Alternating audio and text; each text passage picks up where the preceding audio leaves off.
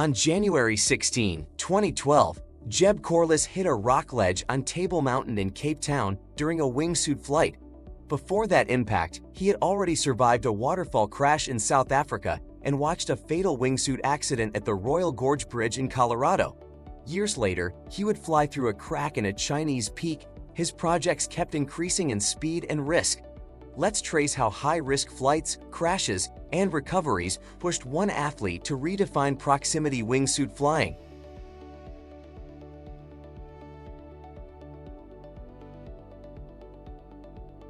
Jeb Corliss was born on March 25, 1976, near Santa Fe in New Mexico.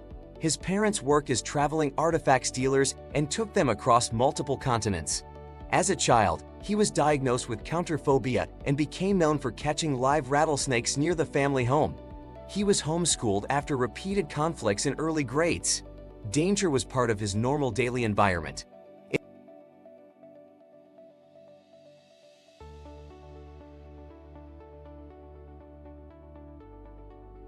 In 1994, on his 18th birthday in California, he completed his first skydives at a commercial drop zone. Family members paid for training, and he repeated jumps quickly, often making multiple descents a day. Around age 21, he bought a base jumping parachute and drove to a road bridge in the Sierra foothills for his first fixed object jump. It was a night jump into a canyon. The landing went badly, and he was dragged across gravel, suffering heavy abrasions. From then on, fixed object jumps took most of his attention.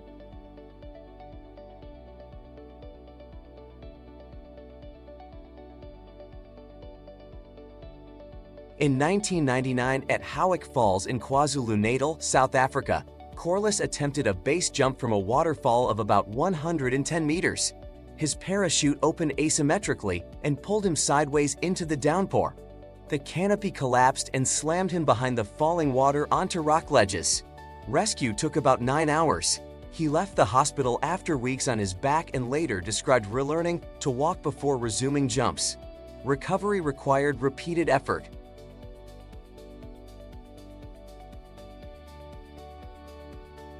Around 2000 in Kuala Lumpur, he base jumped from the Petronas Twin Towers during an early urban event for the sport. The buildings offer limited exit space and a tight landing zone surrounded by city structures, leaving little room for error. In the following years, he added structures, including the Eiffel Tower in Paris, the Space Needle in Seattle, and the Christ the Redeemer statue above Rio de Janeiro. Each site required separate negotiations and detailed planning. Each structure involved different exit heights and landing areas. These jumps placed him among visible urban base specialists. In October 2003, at Colorado's Royal Gorge Bridge, Corliss and Australian jumper Dwayne Weston planned a synchronized wingsuit demonstration. Corliss would fly under the bridge while Weston passed over it. During the jump, Weston misjudged his line or wind conditions and struck the bridge at high speed. The impact killed Weston immediately. Corliss altered his flight path to avoid the falling body and debris. The accident became a central reference point for wingsuit base risk. It showed how small errors could mean instant death.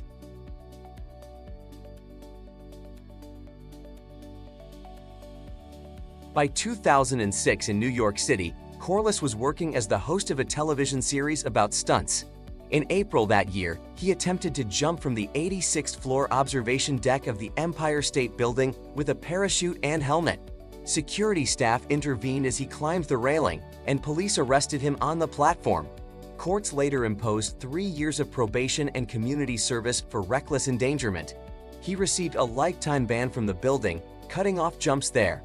This single incident ended his mainstream hosting career.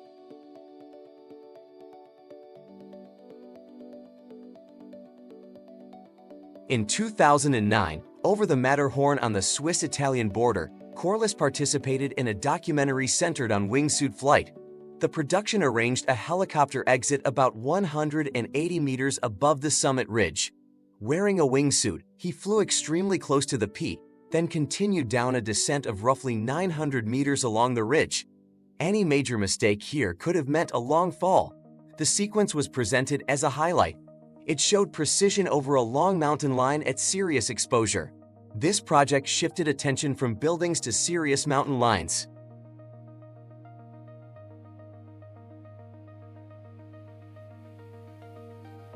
On July 1, 2011, near Lauterbrunnen in Switzerland, Corliss flew a wingsuit through a waterfall. The setup involved a cliff exit above a valley known for base jumping.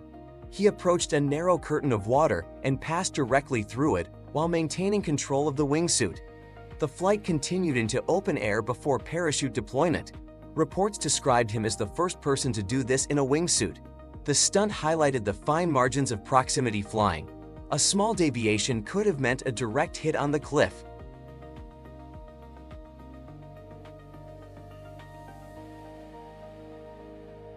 Later that year, on September 25, 2011, he jumped from a helicopter at about 6,000 feet above Tianmen Mountain in Hunan Province, China.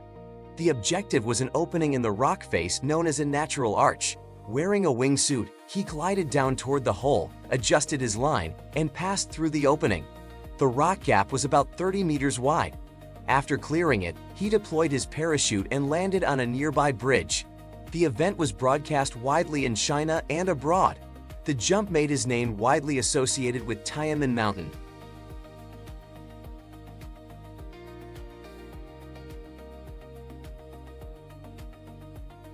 Also in 2011, near Wallenstadt in Switzerland, Corliss recorded a proximity wingsuit flight that would circulate widely online under the nickname Grinding the Crack. He exited from a cliff near the peak of Hinterrug and angled into a long glide above a steep ravine. At points, he passed within a few meters of the slope. The location allowed repeated low-clearance flights using a cable system to return to the exit. Many viewers focused on his extremely low clearance. The video became a central reference for proximity wingsuit flying.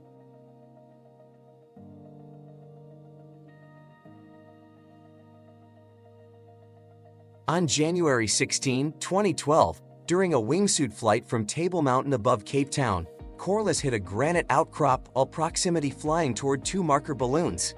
His legs struck the rock mid-thigh, and he tumbled forward before regaining partial control and deploying his parachute. He struck the slopes below still unstable under canopy and came to rest with severe leg injuries. He hit the ledge at roughly 190 kilometers per hour. Rescuers winched him off the mountain and transported him to intensive care in Cape Town. The crash showed how little margin existed in his style of flying.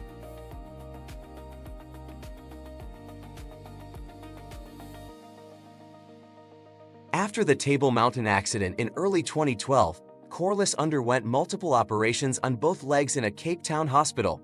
Surgeons treated broken ankles, a fractured fibula, damaged toes, a torn anterior cruciate ligament, and extensive soft tissue damage. He then entered a long period of rehabilitation that included mobility work and gradual weight bearing. He used wheelchairs and crutches before returning to unassisted walking. Within about a year, coverage showed him planning and performing new jumps. He moved from intensive care to new jumps in roughly a year.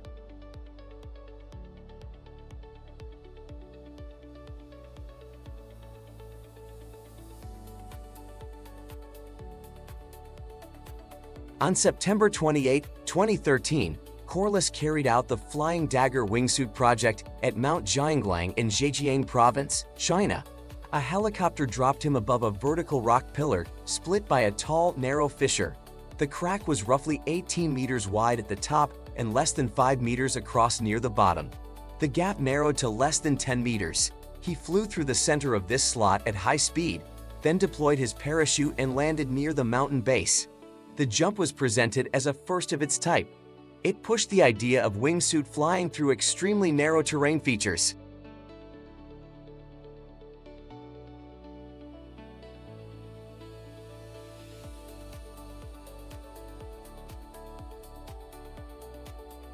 In August 2014, near Wallenstadt, Switzerland, he worked as a technical advisor for a major action film's wingsuit sequence. Production teams hired him to help design lines through the same alpine terrain seen in his earlier crack flights. He assisted in selecting a group of highly experienced wingsuit pilots and defining safety margins for them. Weather delays forced repeated attempts over several weeks.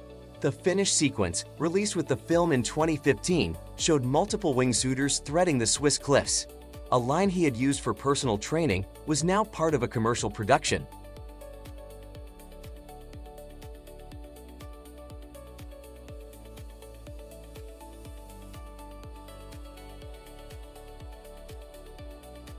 By the mid-2010s in the United States, Corliss had also co-founded a clothing company linked to his extreme sports work. The brand focused on designs drawn from base jumping and wingsuit culture. He appeared in marketing materials and online releases connected to that label, using his high-risk projects as a commercial asset. This activity ran alongside his ongoing jump projects. It created another income stream independent of event fees. His extreme image now directly supported a consumer brand he co-owned. In 2022, Corliss released a detailed autobiography covering his childhood, injuries, and major jumps. The book followed earlier long-form interviews that described his mental health history and his reasons for continuing in high-risk sports.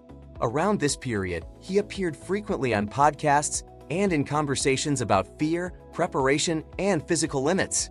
He discussed technical aspects of wingsuit flight, including training loads and decision processes. He continued to plan and execute demanding projects in the air. Public interviews now examine the same projects once shown only as stunts.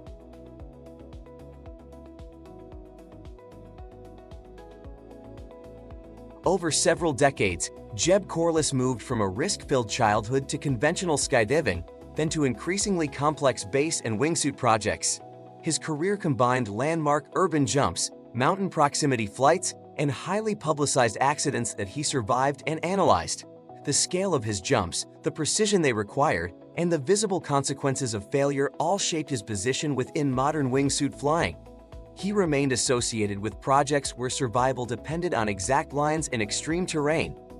Viewers who enjoyed this video can like and subscribe so they do not miss what comes next.